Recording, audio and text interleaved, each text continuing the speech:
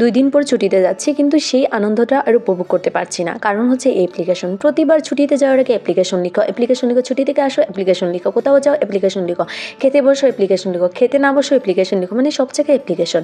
মানে অ্যাপ্লিকেশন লিখতে লিখতে আমার হাতে ব্যথা হয়ে যাচ্ছে। কিন্তু মজার বিষয় হচ্ছে আমি অ্যাপ্লিকেশন লিখতে এসে দেখি আমি 3rd ইয়ারে উঠে গেছি। মানে সেই ফার্স্ট ইয়ারে আমি অ্যাপ্লিকেশন লিখেছিলাম, কীভাবে 3rd ইয়ারে উঠলাম, এই 1 বছর অ্যাপ্লিকেশনগুলো কে লিখলো?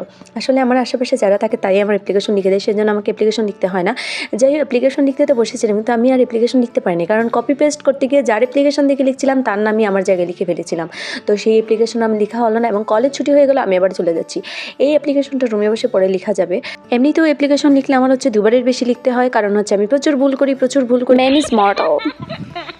তো দেখুন, এখন আপনাদেরকে একটা মজার জিনিস দেখাবো।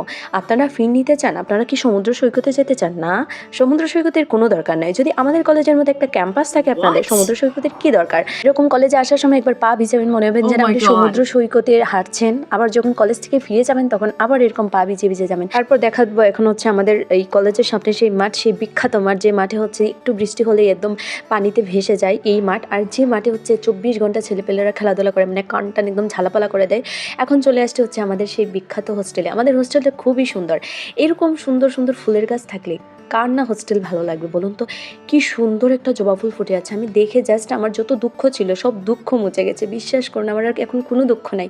মানে এরকম একটা ফুল যদি থাকে আর কি লাগে, মানে জাস্ট মানে ওয়াও ওয়াও ওয়াও।